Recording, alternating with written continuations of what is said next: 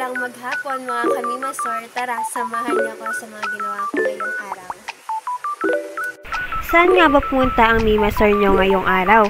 Ang una ay sa Kapitolyo, kung saan kumuha muna kami ng nanay ko ng kaunting biyaya. Makikita sa larawan ang pilahan at ang kaganapan sa loob ng KBG. Pangalawa naman ay sa ospital, kung saan kinuha naman namin ang resulta ng laboratory ni nanay. Dahil napadaan na rin kami sa St. Vincent Hospital sa Malolos, kaya naman nagpakupakuha na rin ako ng x-ray pang makumpleto ang aking requirements for enrollment sa darating na pasukan. At dahil sinabi na kailangan namin maghintay ng 30 minutes para sa resulta, kaya naman pumunta muna kami sa Lazaro Optical upang ipacheck ang mata ng aking nanay. Maraming salamat nga pala sa biyayang amin natanggap dahil magkakaroon ng bagong salamin ng aking nanay. Kita naman sa kanyang mukha ang kasiyahan dahil magkakaroon na siya ng salamin sa ilang araw. Ang Lazaro Optical nga pala ay located sa Malolos, Bulacan, kung saan ito ay katapat lamang ng bagong New Star. Para sa mga taong may malabong mga mata at gustong magpagawa ng salamin, ay recommended ko ang Lazaro Optical dahil marami silang discount at promo sa mga customer. Dahil pasado 2:00 na ng mga oras na ito, kaya naman naisipan na namin ni nanay na kumain dahil nagagalit na ang mga mimasor namin sa tiyan. Kaya naman ayan, napili namin ang Leo Ming sa Malolos na kainan. Part na yan ay naglalakad na si nanay at o-order na kami ng aming pagkain. So ang napili ko ay ang chicken spicy, kay nanay naman ay ang chicken fingers. So sa mga oras na iyan, napagdesisyon na namin ni nanay na ako na lamang ang babalik sa St. Vincent Hospital para kunin yung resulta ng x-ray ko, habang siya naman ay hinihintay ang order namin na pagkain. Yan guys, papunta naman ngayon tayo sa St. Vincent para kunin yung result ng x-ray natin na requirements natin sa pagpasok sa BSU. Yan, maulang paglalakad.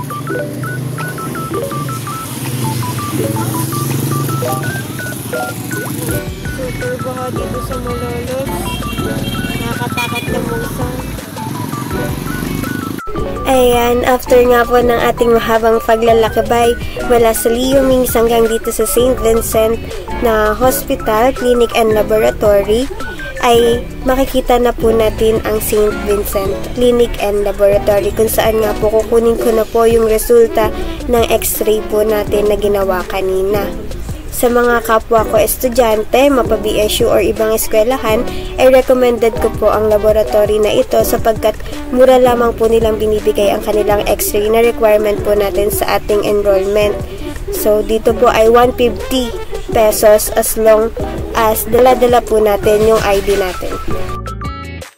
At ayan na nga po, pinapakita na nga po ng mimasor niya ang result ng kanyang x-ray at nagpapakit na yan kasi gutom na siya.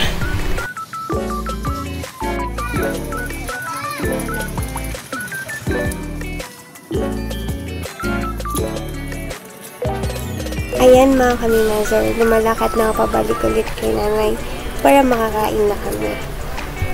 Ayan guys, to my disappointment, nung pagbalik ko sa Leo Ming's, nakita ko kasi yung pag-order ko, sinabi ko dine-in, pero pagkabalik ko nga sa Leo Ming's, nakapang take out yung food namin.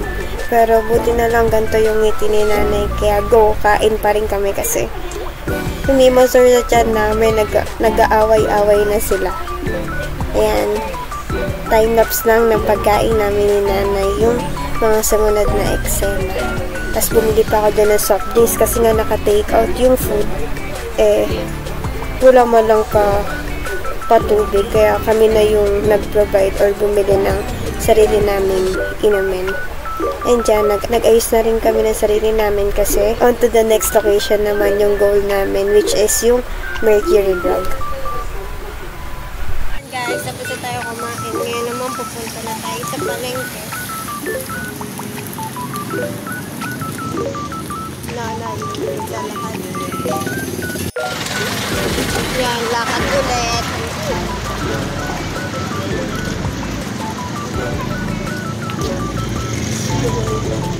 Aray ko.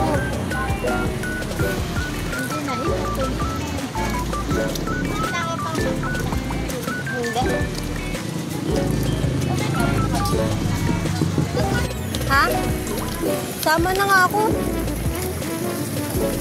Yan, baha guys sa Malolos Bayan. Ito naman dito na.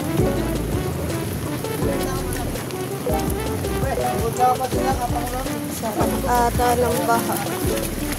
Di daw madumi, lulutak yung baha. Wala ba sa Shopee? Di ba ka mo 300?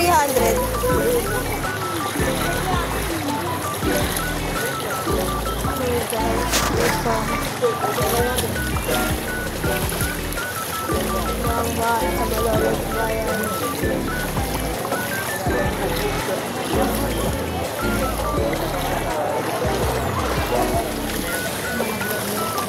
Ang mga paninda. Libo.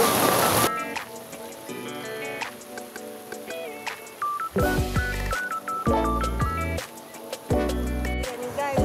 Palayo ng palayo. Palalim ng palalim. May ulan effect pa. Nanay ko gagalit ko.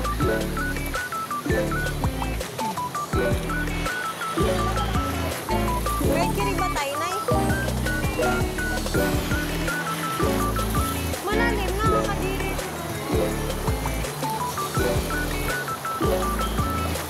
Guys, takas ng ulan. Tapos may wave pa ng tricycle. Nay, ano ka? May wave yan. Pupunta muna tayo sa Mercury, guys. Bibili naman tayo ng gamot. Baka sa mga bibili yan. Ang sitwasyon ngayon sa Malolos Bayan. Lagi yung kalahati na pinto. At sa part na to guys, tapos na tayo bumili ng gamot sa Mercury. At iniwan tayo dito ni nanay kasi pupunta pa siya sa palengke para bumili naman ng pang-ulam namin for the whole week. And diyan, ayan, pinapakita pa rin po natin yung baha. Tapos may upuan dyan sa gilid. Doon ako umupo kasi sobrang alay na talaga ng ginti ko kakalakad sa baha. Ayan, ngiting pagod na tayo yan mga mimasor. Ayan mga mimasor, so way namin pauwi or pabalik na dun sa sakayan ng jeep. May nakita si nanay na bota dito sa Chris 100. Kaya naman ayan, nag-try na siya and napabili na siya kasi masakit na daw yung paa niya sa sobrang babad sa tubig. Kaya kahit pinag-uusapan namin na bibili na lang siya sa Shopee para mas mura, napabili kagad siya sa Chris 100. And dyan, 3.9 na yung bota kung maganda nga ba or masarap nga ba sa paa. At talagang grabing ang abala ang ginawa namin sa Chris 100.